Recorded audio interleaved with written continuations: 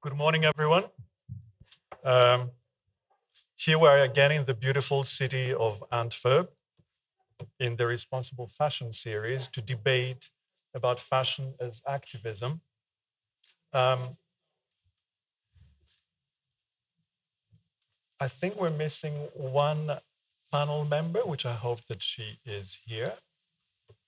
Also, if I can check that we do have connection with Ben from New York. Okay.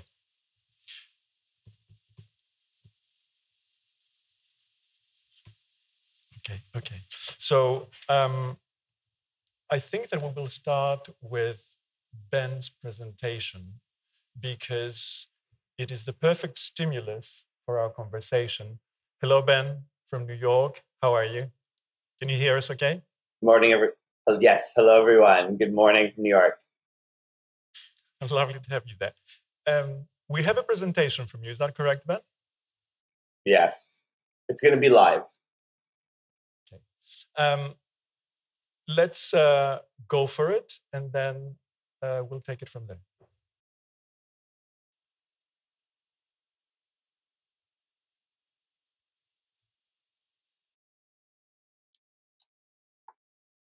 Good morning, everyone. Hello. Good afternoon. Today, I'd like to share how activism can rebuild the fashion industry and rebuild fashion education. And not just in the future, but in the here and now. My opening statement on fashion and activism is going to answer three questions. Why do we need fashion activism? How do we do fashion activism? And where do we do fashion activism? I want to begin by acknowledging that I live, love, and create on the traditional and unceded territory of the Lenape people. And I recognize that on this land, the Lenape people are the original fashion designers, and they've been creating and thinking about fashion since time immemorial. And this recognition not just of the custodians of this land, but of the original fashion creators, is essential to diversifying the worldviews, narratives, and practices of how fashion has so commonly been understood, to tell the true history of fashion, and to restart this work of building fashion's house. Now, why do we need fashion activism? In Ruined by Design, Mike Monteiro writes, "The world isn't broken, it's working exactly as it was designed to work." The dominant fashion industry and its offspring, fashion education, has been designed according to a very particular worldview. And this is a worldview grounded in white supremacy and the gender binary, in ableism, and in fat phobia.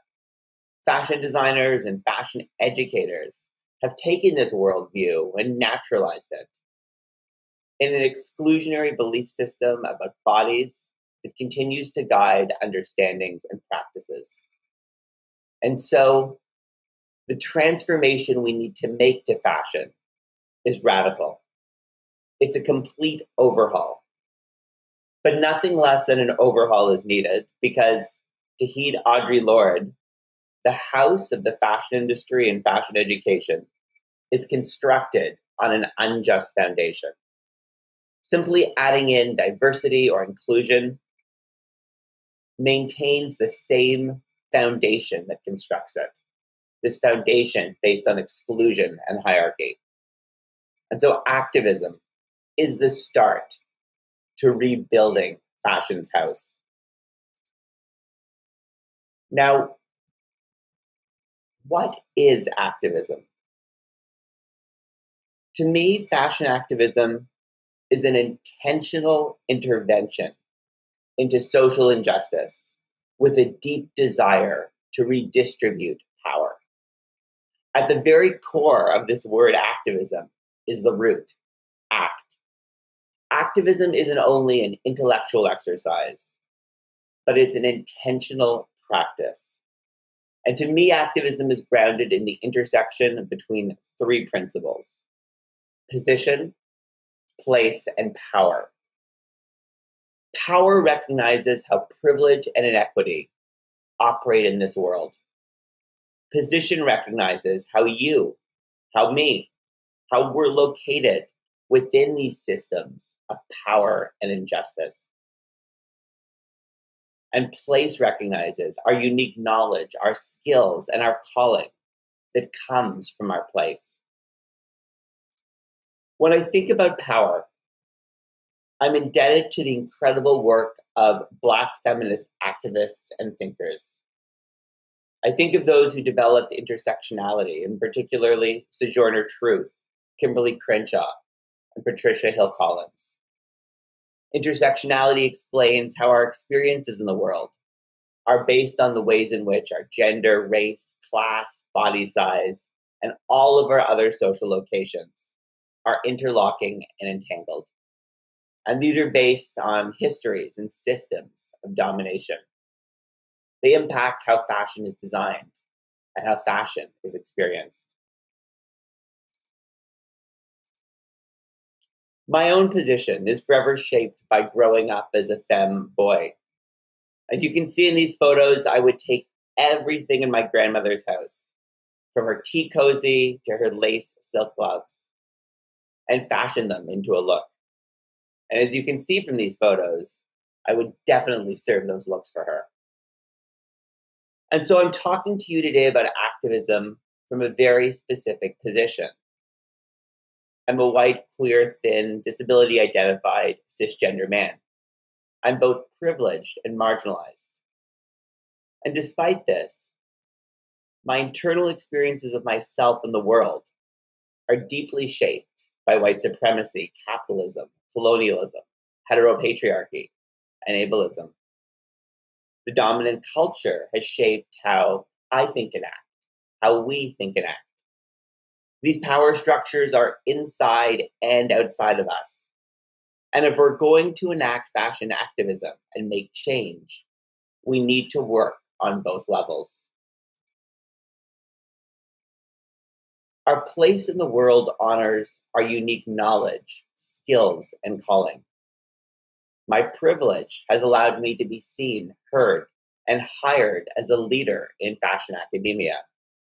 And for me, I've seen this privilege as a calling to use that power to try and make change. The ways in which I'm marginalized hasn't only allowed me to experience forms of oppression, but it's allowed me to experience unique creativity and wisdom because of that marginalization. This very much centers what scholar Eve Tuck calls a desire-based approach or a desire-based framework. A desire-based framework accounts for loss and despair, but also the hope, the visions, and the wisdom of lived lives and communities. Doing fashion activism means holding wisdom and oppression together and recognizing that marginalization produces knowledge without denying that it's also marginalization. Power, position, and place are the roots of doing fashion activism. But where then does fashion activism happen? I believe fashion activism is an everyday practice. It happens in the routine and taken for granted spaces of everyday life. This honors what Adrien Marie Brown calls emergent strategy. It's a framework for activism. For Brown, small-scale actions can transform complex systems because small-scale changes cycle upwards. This framework is rooted in the principle that what we practice on the small scale set patterns for the whole system. And in this way, how we design fashion, how we teach fashion, and how we research fashion can birth an entirely new fashion paradigm. Of course, this is in no way to deny that much deeper institutional change is needed and necessary. Transforming fashion towards social justice is impossible without deep systemic change to behaviors, expectations, and value systems. But what I'm suggesting is that the individual and everyday action can create systemic change in parallel to these larger changes, as well as by igniting these larger changes. Here are some everyday places where fashion activism has shown up for me. Every time we open our wardrobes, we could be activists. My own research explores how people at the margins of fashion navigate the world and make new worlds through fashion. Here are two examples. The first is from a participant in one of my projects, a fat-identified, non-binary person, Ashaman. And here Ashaman says, "What I love about fatness is as you approach a certain size, the hard markers of gender that society has forced onto us dissolve. And for Ashaman, their fat body allows them to dress in ways that disrupt, that dissolve the gender binary." The second image and quote is from another participant in one of my projects, a disabled queer cisgender man named Sean. And here Sean talks about loving to wear clothes with bold patterns, loud prints, and in asymmetrical cuts, because Sean has an asymmetrical body. And so rather than disguise that, the asymmetrical cuts of clothes amplify the asymmetrical shape of his body. It allows Sean, like Ashaman, to be fashion activists through their bodies and wardrobes in the world. I think about how I show up in the world, at events as an academic administrator. Seldom, if ever, in a gray suit, but rather in makeup, sparkle, and glitter for days. Every time we teach a class, we could be fashion activists. I think about a fashion event planning course that I co-taught. The course designed a fashion show that grounded disability access and justice. Students developed ideas for the fashion show with guest experts in disability arts and accessible design. The show featured 29 disability and deaf folks as models. The runway was on the same level as the audience. It was an enlarged T and provided ample room for the models to move about. Models were encouraged to move in ways that were the most natural and comfortable for their bodies. And there was no spotlight on the models while the audience was in the dark. Instead, the lights were on throughout the room. And both models and audience members were encouraged to vocalize freely and move about the space throughout the show. The show included audio description and ASL for both the models and audience. In this class, students questioned the ableist assumptions implicit in the design for disability. That a fashion show originally designed for non-disabled people should simply be altered or modified for disabled people. Instead, students created a fashion show in which access for disabled bodies was the starting point for design. Every time we serve on a university committee, we could be activists. I think about my role in hiring committees, and specifically in writing job ads. At Parsons, we're about to launch a series of searches for faculty in fashion design and social justice. In writing these ads, I thought intentionally about how we could center faculty who have been at the margins and continue to be at the margins of fashion education. To do this, I specifically used language that recognized the very real systemic barriers to higher education and employment that many faculty members face. These ads, as you can tell, directly value lived experiences in our bodies as knowledge. These ads demonstrate various ways of valuing professional experiences. They include equivalencies to graduate degrees or university teaching experience. Every time we allocate university budgets, we could be activists. As the former chair of fashion at X University in Toronto, I allocated funding from the school's operational budget to support the Black Fashion Students Association and the Beating Circle. These groups specifically supported students in the face of continued discrimination. Black and Indigenous students might be accepted and receive scholarships to fashion school, but they face discrimination from faculty and peers and continued exclusion and violence in a curriculum, pushing them out at much higher rates than white students. And so these groups provided community, mentorship, and a network for Black and Indigenous students to advance and thrive in fashion school. Every time we design our research projects, we could be activists. And I'm thinking here about how we can redistribute skills and resources from the university to community. In my research, I often engage communities in workshops where they learn to mend and make clothes to better fit their bodies and express their identities. The first image here is from a participant who made this masculine outfit to wear to a prom to best express their queer and trans identities. At the workshop, they not only learned how to make this outfit, but they developed a community of support and friends who actually accompanied them to the prom.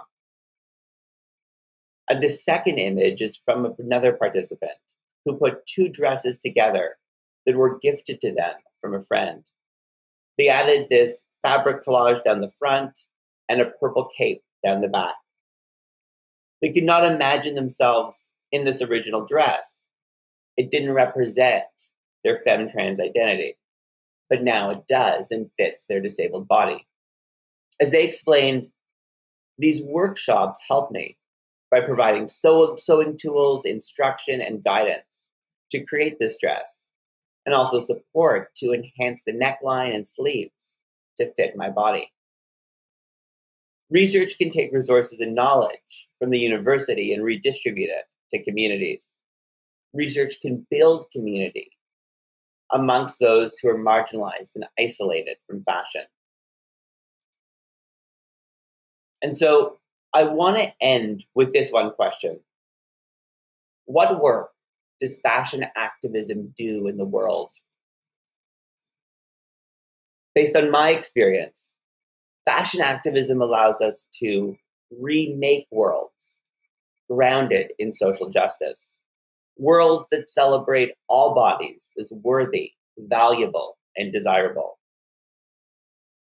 As disability justice writer and activist Ellie Claire writes, once fat phobia, ableism, sexism, racism, classism, homophobia, transphobia, xenophobia, and all the other rigid constructs placed on body-mind variations are dismantled.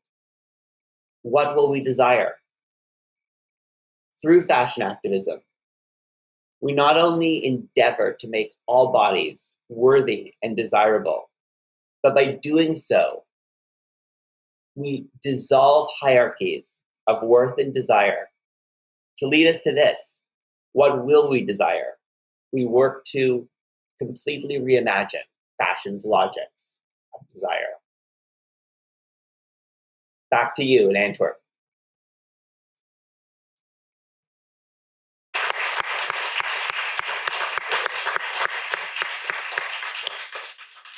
So, folks, we've started with the firework. Thank you, Ben. And each of our panel members will have 5 minutes to present themselves and their perspective and how they're connected to the topic of fashion activism. Maybe we could start with somebody, I don't know, shy. Adrien, would that be you, perhaps?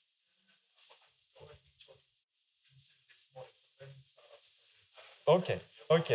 Catherine, would you like to take the honor? Or? Yeah.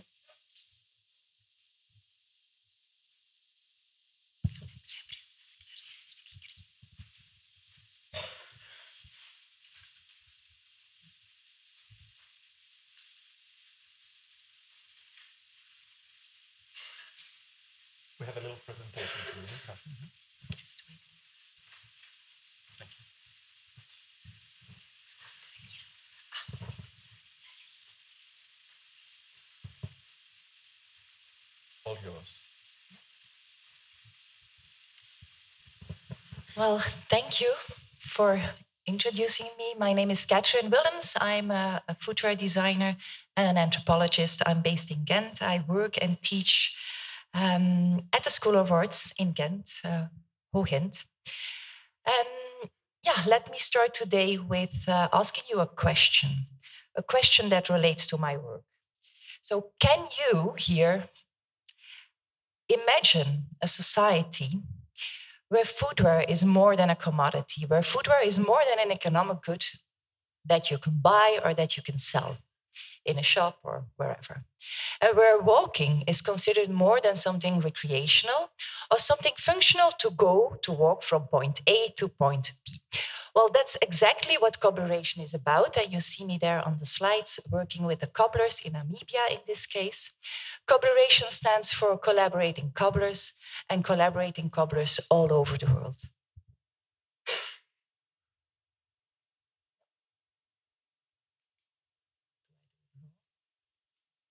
All right. So here we go. Collaborating cobblers all over the world. As a footwear designer and an anthropologist, I always start with combining disciplines, the discipline of design, the disciplines of biomechanics and anthropology.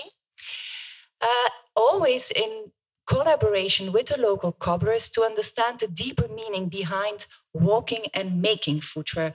What you see on this screen are images of fieldwork taken over the last 12, 15 years.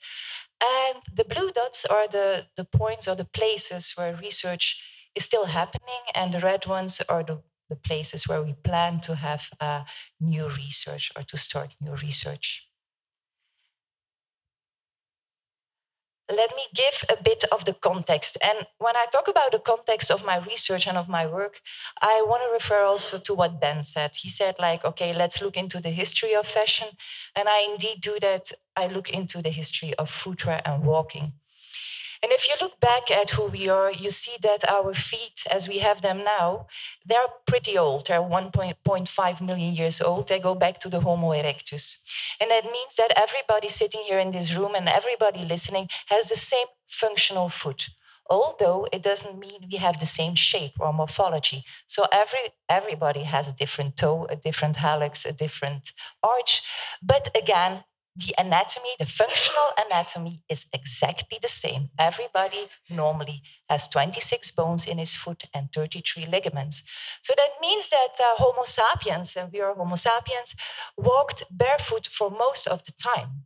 And then, if you look into footwear, it's a rather recent phenomenon. You can say it's around 40,000 years old, which means 2% of our human time we are using footwear. Of course, there are benefits. Also identity-wise, cultural-wise, but also the benefits of protecting the feet and the functional use. But then looking at the footwear industry and at our body, there are a lot of costs included in wearing footwear and making footwear. So the costs include food problems and negative environmental impact. We all know that footwear industry is rather polluting because of the use of the toxic glues and because of the amount of shoes that we all buy. We buy shoes, let's say 3 to 8 pairs per person per year, and most of them end in the landfill. On top of this, if you look at the footwear industry, for some reason, for the last 200 years, and we here all agreed on this, the footwear industry is using an average foot, a foot shape called a last, where we all are supposed to fit in. And I can tell you, I've been doing a lot of research, and I've seen lots of feet. If you start to push your feet in a box from the age of 3 or 4 or 5 years onwards, you can actually mold, and it's like a clay, like a plastic structure. You can reshape your foot. You only have to think about the Chinese lotus shoe to kind of understand what I'm talking about, but even pointy shoes or narrow shoes do the same in a less extreme way. I think we need to free our feet. And by freeing our feet, we need to be radical and we need to free our mind. So in my research, I kind of skip the last 200 years of industrial production, and I just focus on handmade local production and the newest of technology. Well, activism for me, and that's also in the line of what Ben was talking about, is transformation. I'm giving an example here of the sound community and what we started to do. So my research there goes back to 2015-16. And they have a typical sandal called the Nangnosi or the hunting sandal. I give you this example on the first image. You see the traditional hunting sandal. Until the 50s, everybody was using that sandal because the sand is pretty hot in the Kalahari. So they had to protect their feet. From the 50s onward, kind of disappeared. It was replaced mainly by dumped second-hand shoes, but also plastic, cheap, flip-flops and Havaianas type of shoes. A few elders remembered the skill of making the sandal. We went there, we looked together with the elders, like, how do you make it? What are the skins? What do you need? You see me doing some biomechanical research in the sound community in 2016. And we discovered that their footwear or walking barefoot is actually the same. So it's pretty healthy for the body and for the environment, because they don't use toxic glues, they use skin that is locally available. What happened is that they started and they wanted to, they trained the younger generation, and they set up a crowdfunding campaign in 2020-21. It's still ongoing. They are making a cobbling unit using a vernacular architectural way of building, earthbag building with local sand. And what you see there, and I have to take my glasses because I can't read it. I asked one of the cobblers, like, what now do you think is important about this project? It's not only about entrepreneurship. It's mainly about bringing back something that they thought that was lost and in the past. So this has an impact on the health of the feet of these communities that live on the border with Botswana and Namibia. It has also an impact on the planet because there's no transport, no shoes being shipped from God knows where to the Kalahari. And at current, you see that there is a renewed interest in hunting and also in dancing and healing dances because of the revival of that type of shoes. I'm not saying it has to be a static shoe. It is dynamic. So the shoe is not exactly a copy of what they used to make. Of course, certain things change and it should change. So I'm all about dynamic transformation. And currently, since a few months, the school kids in that area also replace like the rigid conventional shoes with their own Juquan hunting sandal being made by the community. So to end, and I have a little problem with this. Okay, here we go.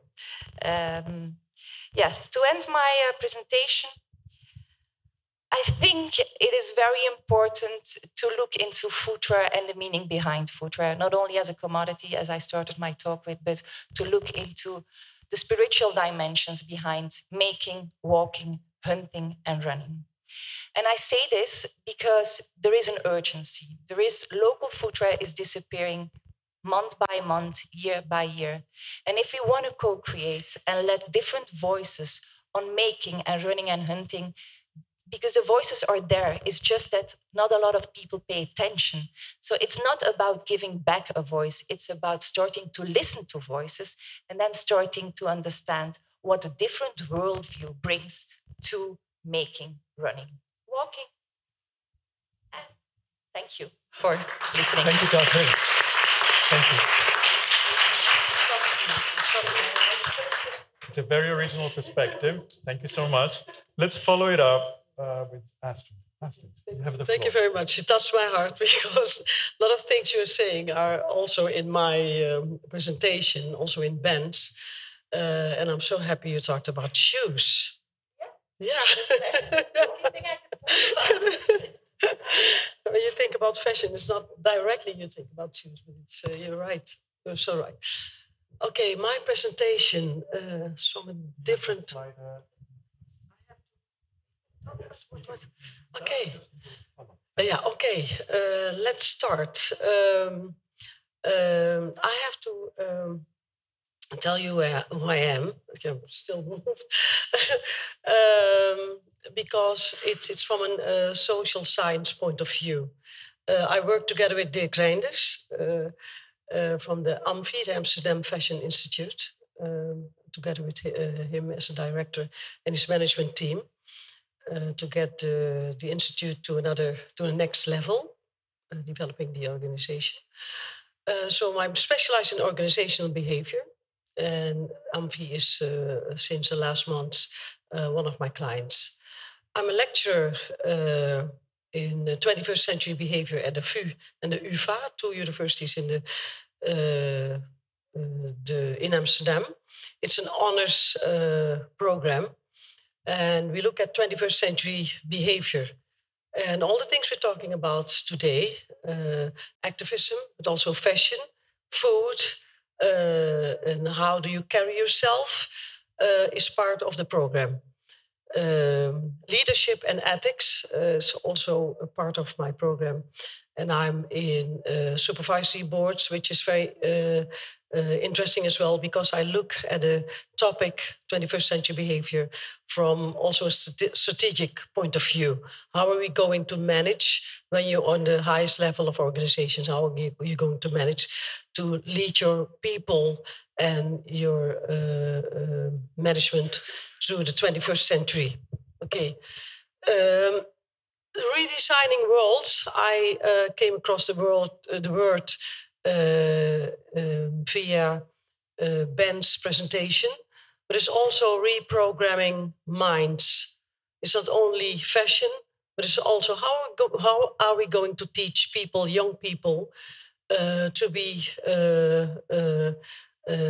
how to act in the 21st century if our education system is still teaching us economics and biology and language, for example, which is very important.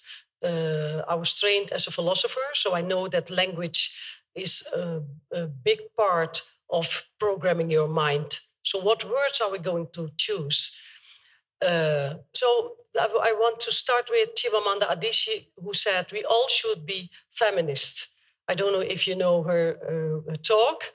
And for me, we should start with we all should be activists, because activism means for me it's an act of respect, self-respect, and it's an act of responsibility.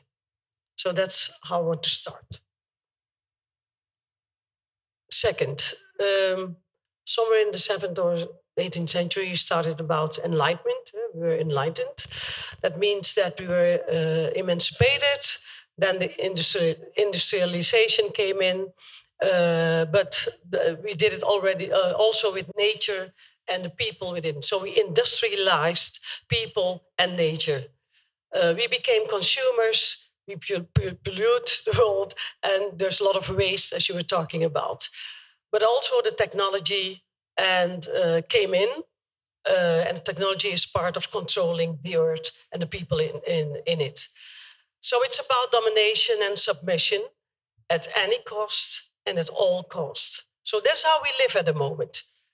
And we don't know how to move from there, because this is us, and we think we're smart, and we think we're educated, and we think we're going to rescue the world and everything that lives in it. That's the enlightenment. For me, it's we think we're enlightened, but what did we do? For me, enlightenment is also one of the impact of the enlightenment is the destroying a lot of how do you say it, native cultures, but also our traditional ways of thinking and living and connecting with ourselves and others and the world.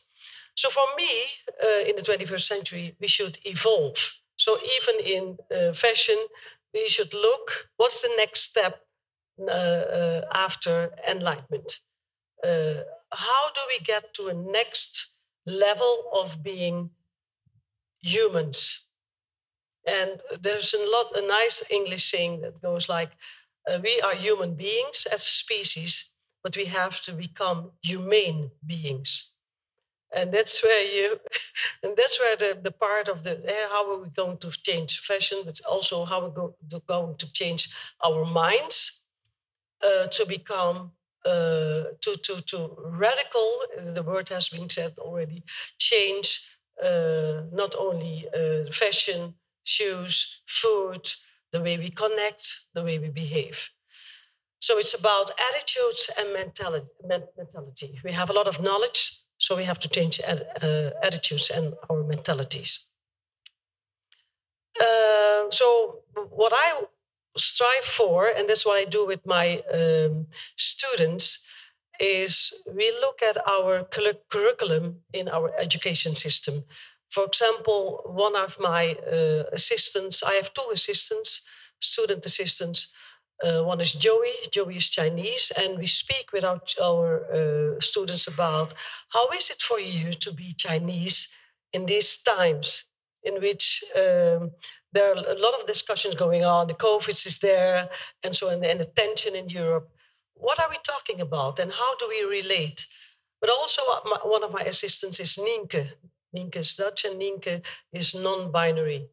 And so we speak in a classroom. We speak about how is it to be different, and what are the consequences.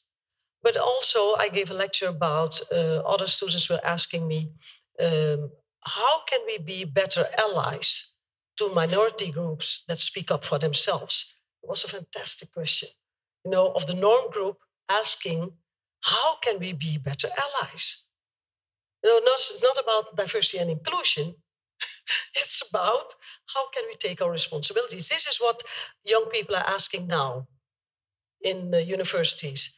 And one of the concepts that I've introduced is the professors are going back in the classrooms. And now the young people are going to teach us. We call it sort of tiny mini lectures. And then they come up with all kinds of subjects and concepts, and they will teach us. Because I think that in the 21st century, or in the 20th century, we've lost connection with specific things. Of course, we're smart, we have a lot of knowledge, but what do young people are teaching us to be able to look into the future? Because it's their future. They have to shape it, and we have to come up with knowledge, and they are going to tell us what they need to be able to do so. So this is what we do, what I do. So, oh my God, I would like to have some water.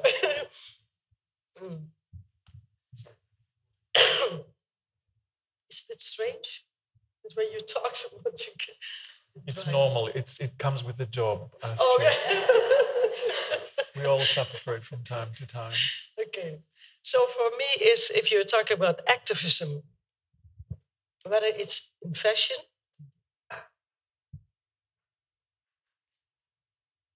whether it's in ethics, whether it's in diversity, we should aim for evolution. How can we evolve?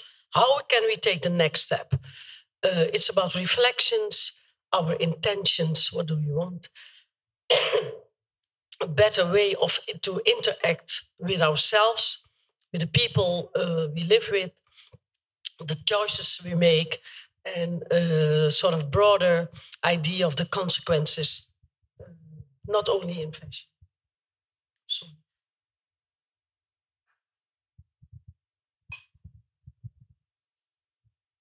And the strange thing is, I'm used to having interaction with the audience. So now I have this question. We will have it. Okay, we will have it. Now I have this question. What do you think about it? But it will come up. It's all about transformative leadership. It's about language I was talking about. It's about non-verbal expressions as well.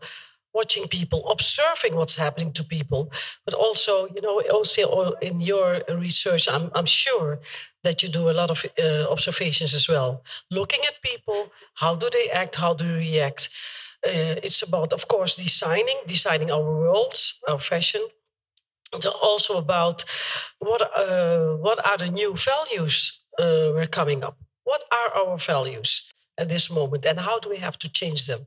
Relations, and of course, as well, behavioral principles according to all these subjects. One of the things that I'm doing as well is looking at people who are on the other side of inclusion. That means there are a lot of people who are at high risk of being pushed out of the norm. The people who we talk about when you talk about inclusion, who are these people? You were talking about, you are at high risk because people don't recognize you or you're not part of the norm group.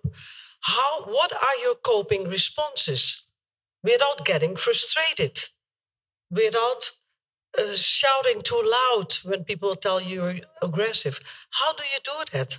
How do you keep up being part of the group while keeping your dignity? So this is one of the things that I do research on. What do people need to be able to catch up with the group, without being frustrated? It's a very urgent topic today because people are asking to be part of society, but also add their values, their ideas, their culture to the European culture. So I think this is the last one. I had 8 slides. So transformative leadership is, who are the leaders of today and how are they going to take everyone with them to give us the other skills we need? It's about reskilling the professionals, not only in the fashion industry, but all the other industry. If you look at the economy, the banking, for example, the buyers, the consumers, all kind of, but also the education, which I think the education industry is an industry as well. There's where we can change people's minds, and there's where we can change young people how to look differently at the fashion industry. And we can look at the lessons learned from the past. Sorry, making a mess. Making a mess. Lessons learned from the past. You were talking about it, Adrien, because of course we can look at, this was the last one, we can look at indigenous people as well. Ben talked about it, you talked about it. How can we learn from people from other cultures, indigenous people, who have a specific way of looking to the earth, of looking to clothes, dressing, shoes, maybe. We can partner with these people and look for them, the views that are left. What did they do in the past? And what can we in Europe or in the Americas or wherever, what can we learn from these people? So I want to leave you with this, because this is my part of... how can we learn from them through inclusion? How can we learn from them? Is the immediate reaction. And that leads me to introduce Adrien. Would you like to take the mic, please? Thank you. Thank you. Well, the good news is I don't have a presentation. I've already given 80 slides, 80 this morning, and I've probably really bored you anyway. So I just wanted to talk about activism, which I've already kind of addressed, and how Ben is absolutely right when he's put it into the curricula. Activism isn't a subject that we would expect the fashion industry to take up on board. We have to do it in education. It's our responsibility. And it's also our responsibility to decolonialize activism, because it's something that we need to do on a basis, country, area by area, and don't find commonality. For example, the project that Ben did would work for his area, but what we would do in Italy would be totally different. So it's recognizing how to respond to activism, because industry, we have seen, hasn't really progressed. We looked at Catherine Hamlet the other day, and we're still seeing a slogan on a T-shirt saying feminism. That is not activism. As I've discussed with my colleague, if you're going to be activism in a contemporary way, you design with it and don't put a slogan out there. So it's for us to put it into the curriculum and discuss it with students, and they will find the way forward, because we don't really have the answers. They're coming up with ideas of non-binary, which will leave us behind. Yesterday, I used the word for the first time, I was a femme child, which I heard Ben say, and I've never said it before. And it's very liberating, because I'm of a different generation. My experience was so different and profound. And that's why I'm very proud to be an activist just by my existence, which is vitally important. And being visible as an activist is living your fashion and living your identity. And that I feel, even as a 60-year-old overweight male, I feel that even more important right now than ever before. And I will continue to be like this until I'm dust. And actually, I am a shy person, and this is a disguise. I know. And it's all a disguise. The picture you saw of me at the end, I discovered fashion because I was told I was premature in the 1960s, and I was told I was an incredibly ugly baby, and someone vomited when they saw me. But it stayed with me forever. The dreadful things my parents said to me, amongst other things, and it took me about 40 years to get over the idea I wasn't ugly. But as a child, I asked for a piano for Christmas, and I got a piano at the age of 5, and then I asked for a sequin jacket. I thought I was Liberace. And that has changed my life. That was my only role model as a gay man, Liberace. How sad was that? And then when the sequins didn't continue arrived, I abandoned the piano. And then fashion and costume took over because it's just a disguise. So I was a born activist, experimenting with costume, hiding behind it as a sly child that couldn't even go into a store because they had a stammer and couldn't communicate. So activism is something we need to live every day and be visible. We need to encourage it in our curriculum, encourage our students to find their voices and identify it. And through diversity and inclusion, and also enlarge that a lot.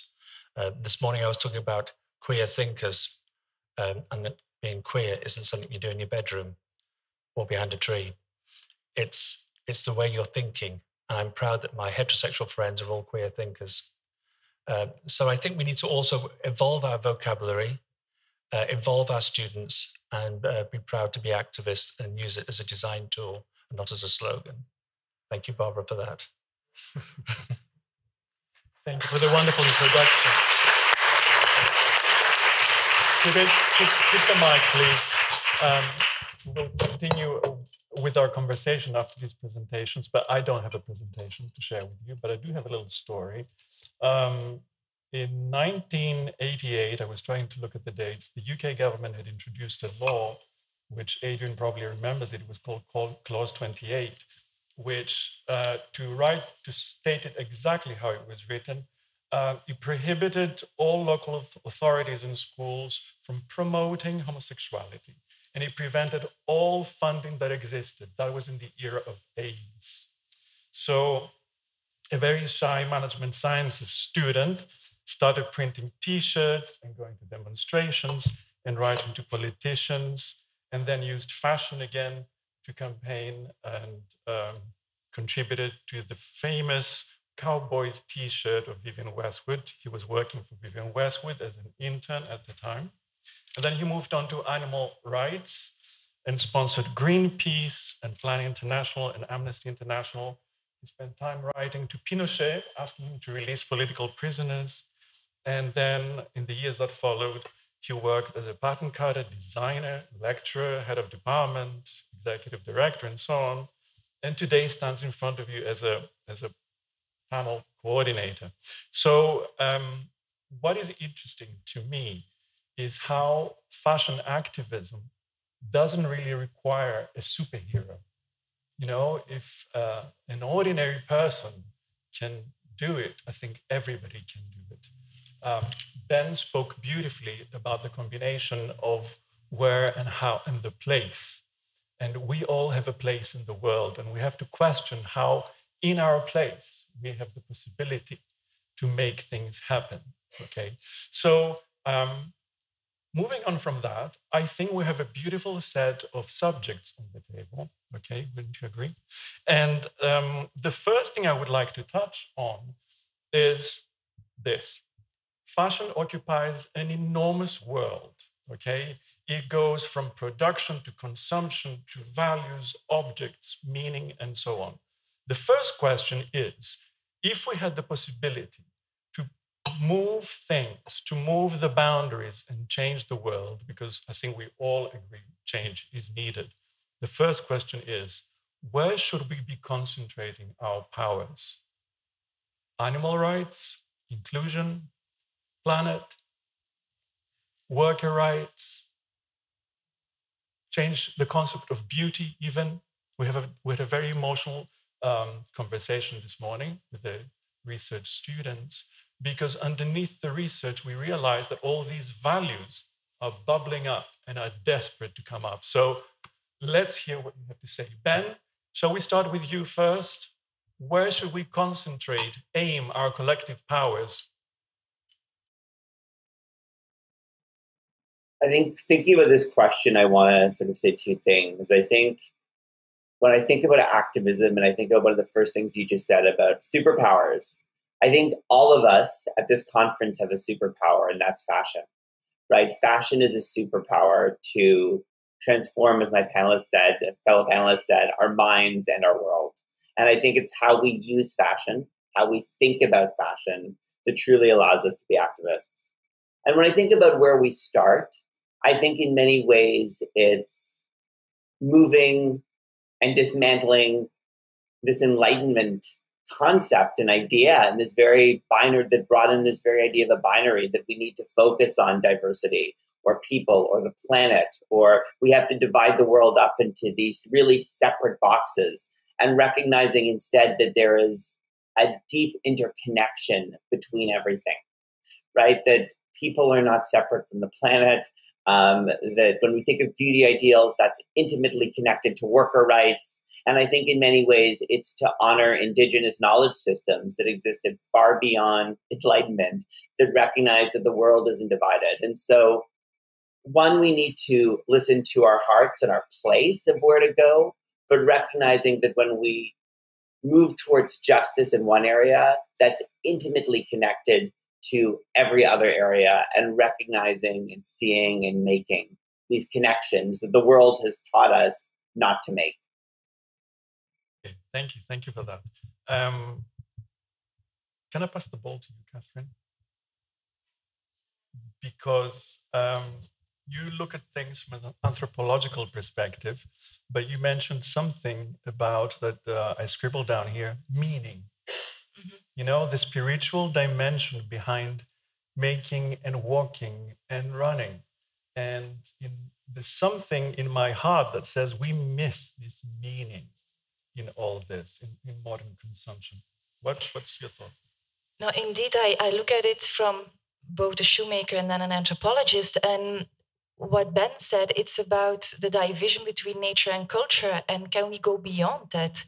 And there has been a lot of writings about it since the 70s. I mean, also here in the West with Descola, with Tim Ingold.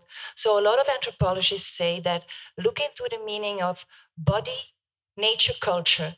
Try to redefine that, and you will see that different worldviews have a different way of perceiving this.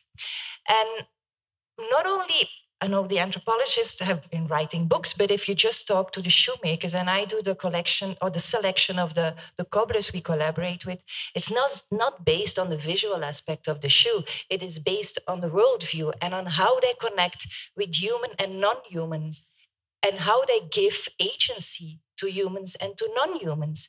And if you really go in an extreme way, it gives an entirely, totally different vision on what sustainability means.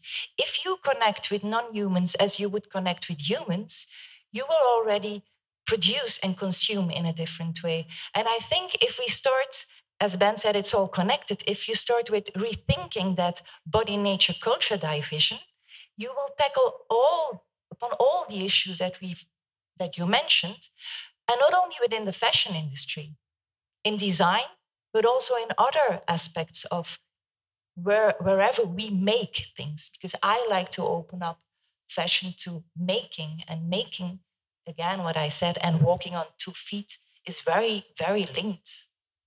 Yes, there is a close interdependence, which nobody, I think, can deny. And I wonder what Astrid's perspective is, because you come from a social sciences background. I come from a management sciences background. We're used to philosophy. When we started, okay, yeah. But as philosopher, I was brought into the social science. So, but okay, the domain is social science. You're right. And then I come up with, why don't we rethink education? Why don't we teach people how to listen to their hearts, for example? Why don't we teach these things? We need these things as, listen to your heart, as you said, Catherine, to be able to connect with each other, with nature, with earth, with everything. But we don't learn it. No one teaches us. So this is rethinking education. What's education about? And who should we be in the 21st century? What do we need to go back, to where we came from and what we were meant to be, maybe. Reimagine. So this is what I would like to say. Let's go there. Yes. Let's look. To go forward, we are going back 2,500 years ago, because here in Antwerp, also during the summer school, the students were exposed to a series of presentations. And mine was actually starting with the slide, educating the mind without educating the heart is no education at all. That's Aristotle, 2,500 years ago. So maybe to go forward, we have to look back what was happening and bring it back. It's interesting to say this, because Ben mentioned something that I scribbled here, that really the fashion education industry is an offshoot. Sorry, the fashion education industry is an offshoot of the fashion industry. And I know when I started my academic career, I worked for a faculty that at first was a preparatory school for girls. They were shown how to sew and do domestic work. Then it became a fashion school, a polytechnic, and finally a faculty in the university. So the heritage was to prepare women to make clothes to be used in the industry. So this is really the collective history of our schools and universities. So touching on what education is and how we can revolutionize it is a very good one. Adrien, you mentioned something about wanting to really, and including in your curriculum, things that stimulate the students. What in your mind is the most effective way of doing that? Exactly what you said before, teaching them how to think.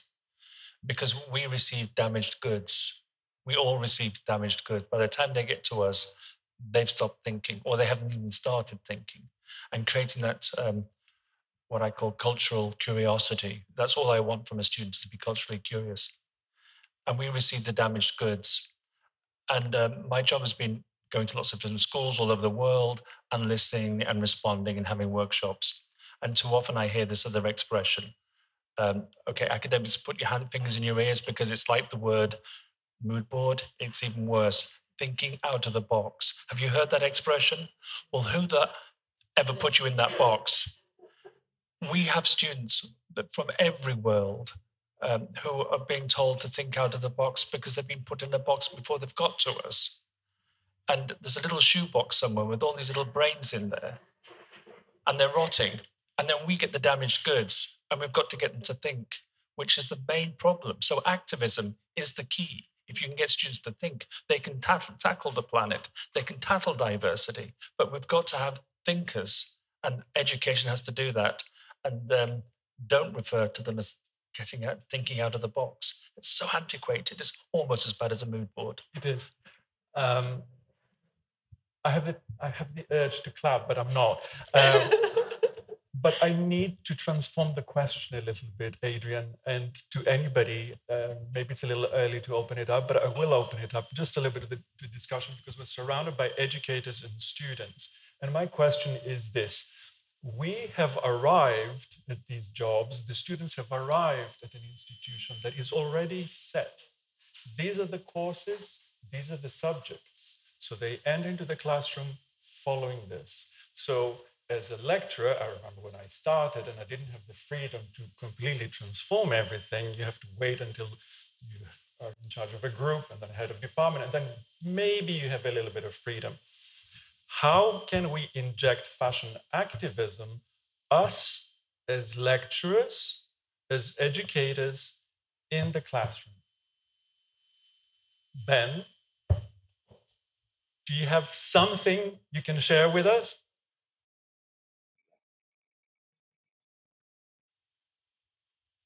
We cannot hear you. Can you hear me now? This is perfect. I think education is so powerful because fashion education is the birthplace of the worldviews and the practices of the next generation of fashion designers and business people. And I think that one of the very first places to begin is inside ourselves as educators, recognizing how have we learned about fashion? How have we learned to teach? How do we teach? And how do we need to trouble and unsettle and transform that? And recognizing that that isn't something we do first and then bring to the classroom, but that's something we do and we make in the classroom. How can we create the fashion classroom as a place of constant questioning, unlearning, and reimagining? And as educators, bringing forward a deep vulnerability that we are going through this process in many ways with students, because we understand the world has created, at least the dominant kind of system has created a particular way of thinking and practicing that we need to unsettle. But I think to do that, we don't need to reinvent the wheel. I think it's understanding where we source knowledge in the classroom, and that so many communities that have been at the margins have long been developing strategies, practices, knowledges to resist their oppression, have long been developing alternative ways to understand the world that are reimagining every day. And so I think, how can we bring in knowledge, practices from other communities that maybe are excluded from fashion and fashion education, from activist communities, from communities that the Academy has closed off? How can we bring that into the classroom to help with that questioning and learning? And then I think part of this is, to go back to one of my panelists, listening to our hearts. It's recognizing lived experience is design knowledge. Design knowledge isn't over here. It's not inspiration from this, but our journeys, our students' journeys, our histories, our ancestors is design knowledge. And how can we really honor lived experience? And that is a tool for activism. So I think the classroom can be a space of activism, this space of disruption and questioning that we do together with students. And that doesn't require these larger systems to change yet. Maybe our chairs or deans or presidents to change. This is the classrooms we make, and how do we want to make them? However, my job is to have a stick and poke everybody a little bit further. And my response to that would be, if we argue that we need to overhaul the whole fashion industry, as you have mentioned, and we accept that fashion education is a product of the fashion industry, ergo, do we not also need to rethink our whole education system, the structures of it? How can we say this is an offshoot of that, but only change one of it? Should we not change also fashion education? I mean, why not just have a curriculum, but the curriculum has certain subject areas, students and teachers just sit down and talk about them. And then in the end, we don't have the exams, but actually an exposition of certain ideas on some of the key areas. I've worked in Italy and UK extensively. I don't know how things are in the US exactly, but there is a specifically set curriculum that needs to be followed. There's a specific set of exams that need to be followed. And, in order to escape that structure, something else has to take place. Just a question. Does anyone have some comments on this? Yes, take the mic. How long have you got for that one? Okay. Well, I think fashion education isn't like other education. When I say fashion, it's not just design. It's management, it's styling, it's communication, it's everything. And I think fashion education is very special. And we're not just creating fodder for the industry. And this is coming from Italy, where we do create the people that are working, but we are creating people for an education that might go on to other bigger thinking. So it's not just one line, let's create people for the industry. It's creating people to think and to work in different sectors. We don't really know, especially in fashion communication, what the jobs will be tomorrow. So if we just look at developing people for a career, we're dead, we're finished, because it's not going to happen. So it's giving them a general education that will give them enough skills to start their career. Also, from the very beginning, I think most people do this. We don't interview to see if a student is good enough for the course. It's the other way around. Is the course good enough for the student? That's the approach I take anyway. And Barbara, that's what we interview everybody. And the question is, how can we help you with your career and your ambition? And how will this course help you? So it's not that they're prescribing to something that's already fixed and they just hope we'll help them. I am looking if we are good enough for them. Yes. And I think fashion education is very different to other education because we are hopefully thinking out of the box. Well, let's avoid... Yes. I was did it on purpose, so you thought you caught me out. But bypassing this, Astrid, yes, but then I would like to pass it back to Catherine, because I'm really burning to ask the question. A lot of it is about inclusion. You talked about small communities that are marginalized. You're doing a lot of research work, bringing back practices that are ancient and are disappearing. So is it okay, Astrid, if we ask Catherine first to respond to this, don't these people belong in a classroom? Well, first of all, there are no classrooms, at least not above a certain age. Second, when I teach in my own classroom, I try to get them out of the classroom, because I think that, especially with my topic, they need to understand what a servant means and what walking means, so you don't have to sit. And then third, talking with the people, the shoemakers, and we have a common interest, of course. We have a similar skill, which makes it easier, but still there is a power relation. I come from a white institute and they live in the Kalahari or in another environment. So one thing we constantly do is renegotiating positions. Who are you? What do I mean for you? How do you see me? How do I see you? And it's almost a game now. When I start collaborating with communities, I always go back. I never stop collaborating. New technology helps, of course. We can have WhatsApp and we have podcasts being made. So what I try to do to get the knowledge from the makers that I collaborate with in the different contexts with the students back at Kask School of Arts is bringing awareness, first of all, and through podcasts, through WhatsApps, through sharing actually how we start from a common skill, which is non-verbal language. And in non-verbal language gives the advantage when you have that included in the methodology, that language is not that important. So you start to imitate and look and remake. And then to go back to fashion courses or the fashion education, I think for me personally, I would try to get rid of that word. And I say this not because I don't think it's important. I do believe thinking about fashion is important, but I think this reminds me fashion of a very narrow thing where fashions should be broadened up. So what is specific about fashion, what is specific about shoemaking is that the body is important. So can we not have a course or a focus of a course that takes the body and what we do with the body as a main focus? Would it be then making education? I don't know exactly. I mean, I'm just thinking aloud now. But for me, we could get rid of the word fashion, although you would still talk about it and teach about it. It's also being. It's not just the body. It's not just the body. It's about what fashion helps you be. Yes, because absolutely. we use fashion in a certain way. So the moment you take a craft that's disappearing, you want to bring it back because it has some value. But then you think, if I take this and put it on me, how does it serve me? And who am I? So Astrid, you're burning to say something. I want to add something to what Adrien was saying about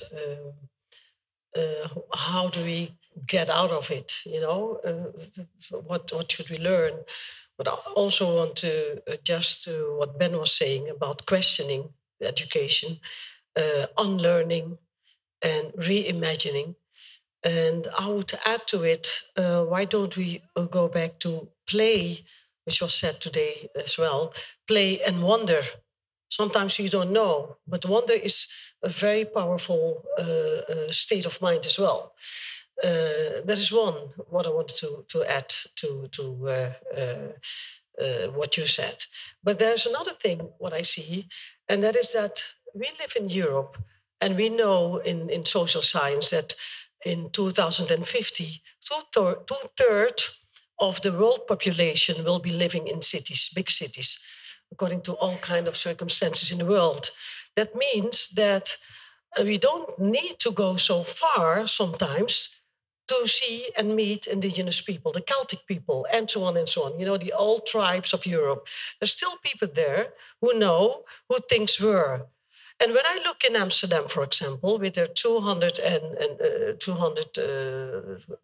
people of all kind of different cultures, you can find people, if you talk to people, who know how things were, where they came from. But what I remember is that my grandmother was talking to plants before she made medicine. She was talking to the plants, asking them permission to pick. So I know that there are people here inside the room who know this tradition. So we don't need to go so far. Sometimes we just have to find the people within, amongst ourselves. Because what I see in the classrooms in the universities today is that there are students from all over the world who don't dare to open their mouths because they were being judged by what they know, with science and blah, blah, blah. And they have a lot of peripheral knowledge with them, and we don't open it. We don't ask them. Yes. Well.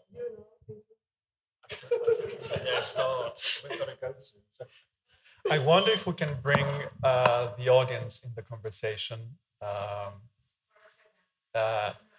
Yes, Andrea, you're first, or can we pass the mic to? I wanted to thank you for that because indeed you need to talk to the plants before collecting them for the medicine. You're asking for permission. If you're using the leaves of the plant, if you're using the root of the plant, then the Mother Earth needs to work even harder. So you need to repay it with a gift. And instead of the root of the medicine, you have to pay honey, an egg, and salt. These are the gifts you give back to Mother Earth. Thank you. That's all I wanted to say. Thank you.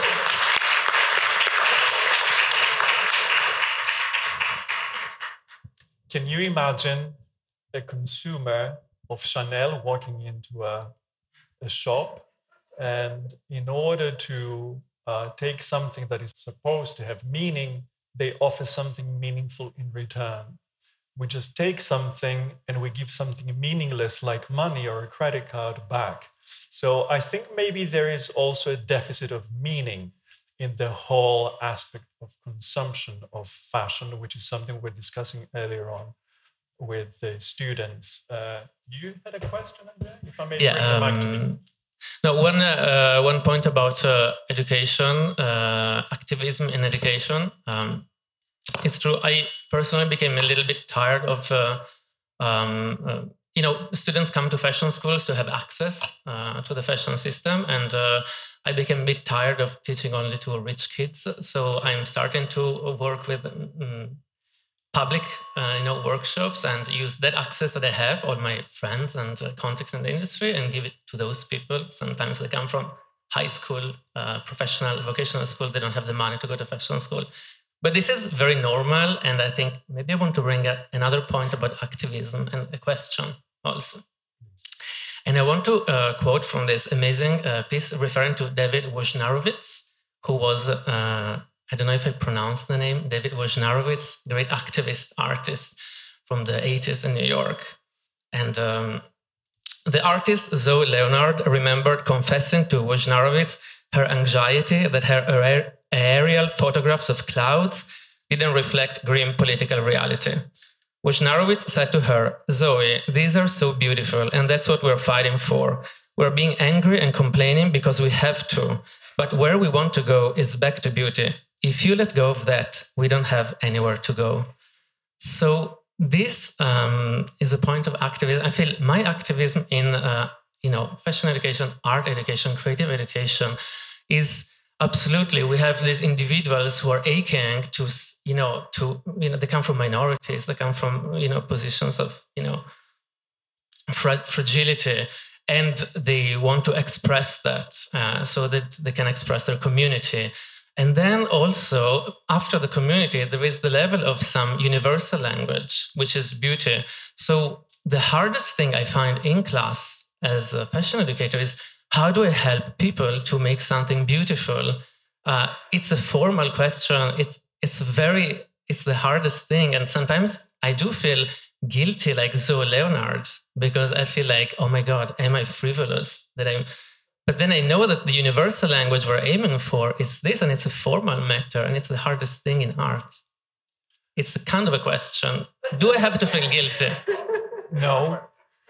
If at the same time, this is a personal feeling, but now I want somebody maybe to challenge this. We are entrusted with the education of young people, supposedly in fashion, but so much more comes into this.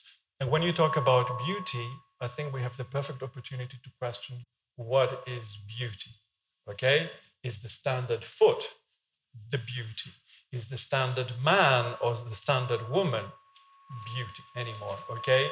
So maybe we can talk about towards the new definition of what is beautiful. And if we want even to look at sustainability, is it beautiful to wear something that is completely meaningless to anyone? Okay? And tomorrow, something else that is meaningless and something else. Okay? Do you have a response? But I would really love to also hear from the students, guys, after Andrea. So, yes. No, I just want to say absolutely, I mean, beauty in the purest way, like balance,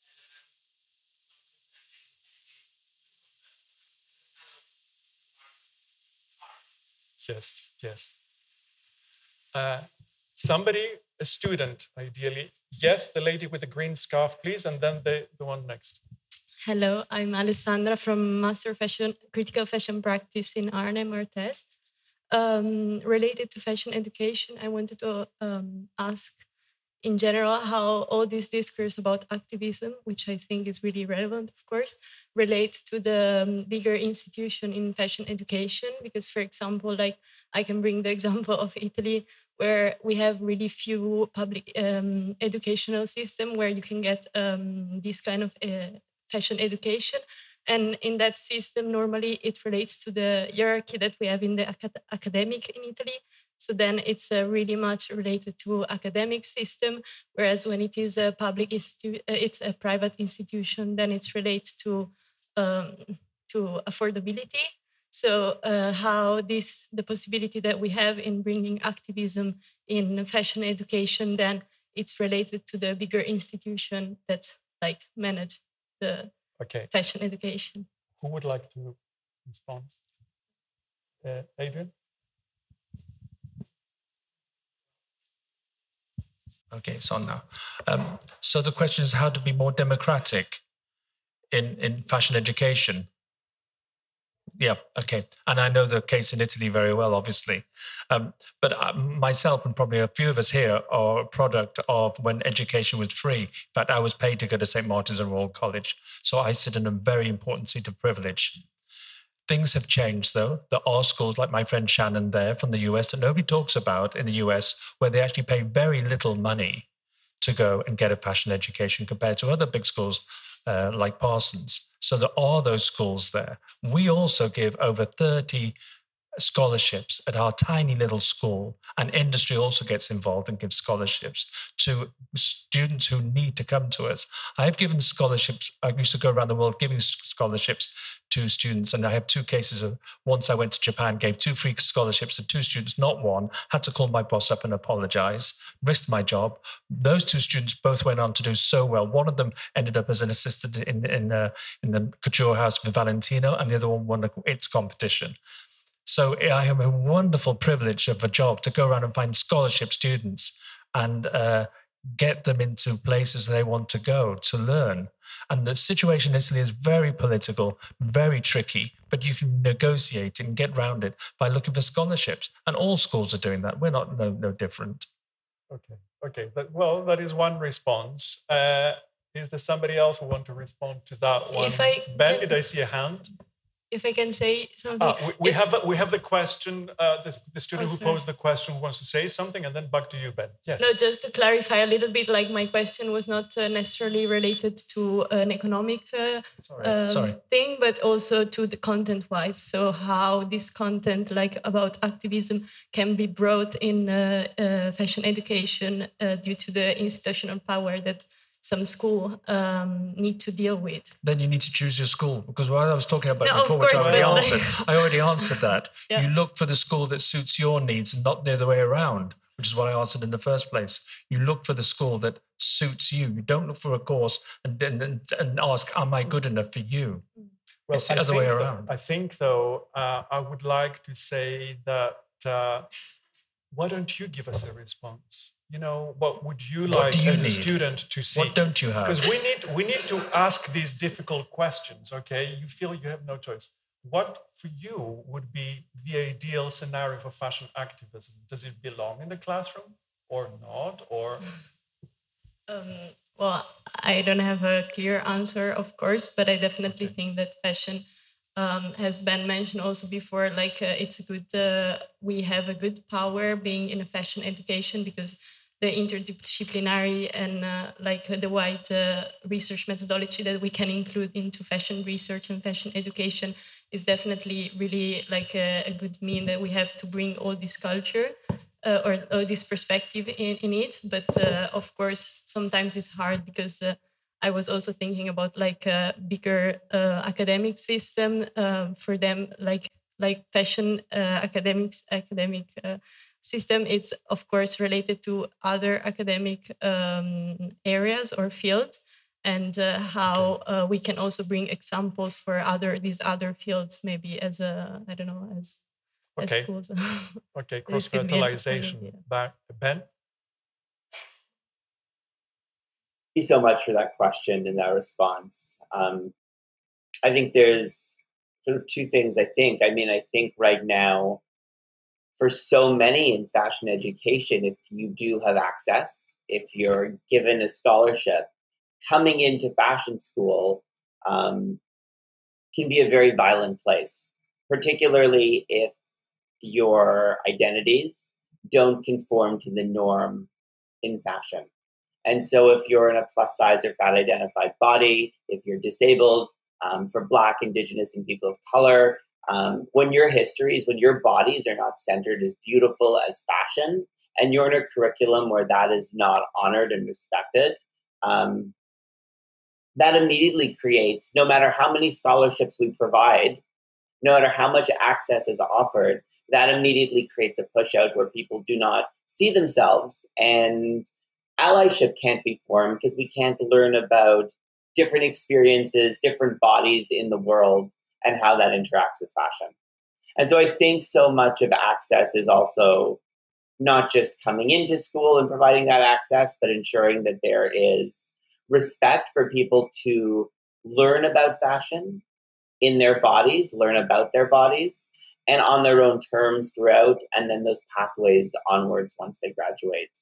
I think that is certainly critical when we think about democracy, when we think about access in fashion. But that certainly comes to these higher structures of the institution and the academy that are steeped in hierarchy and steeped in exclusion, right? We mirror that in the classroom, but we need to change these structures and systems themselves When we hire faculty, for instance, as I mentioned in the opening statement, we often require MFAs or PhDs. We often require experience in renowned institutions or previous university teaching without recognizing what are the systemic barriers that privileges some folks to those experiences, but not others.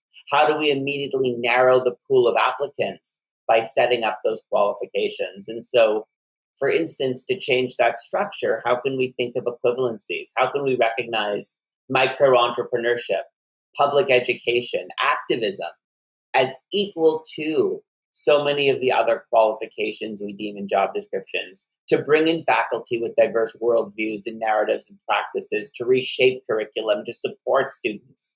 And so certainly the work is both at an individual level, but also deeply changing and overturning these systems of exclusion and hierarchy that structure the academy and prevent us from truly centering and honoring social justice. Okay, that's absolutely wonderful.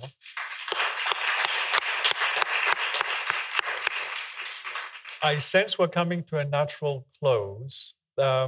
As we do, we're talking about structures and formal structures, but I have the feeling, before I pass the mic to the founder and organizer of the beautiful Responsible Fashion series, whether this is also an informal, invisible structure, perhaps in its early formation, because I sense that we have a lot of shared values in this room. There is collective IQ running in the thousands. And I think that if we begin to concentrate on our power into tackling these issues and exploring and digging and pushing, because activism is acting, okay? Not the blah, blah, as we're all saying. We have to start acting sensibly, okay? So with this, I would say, if anybody here is feeling that we should be more on fashion activism, applaud now, okay?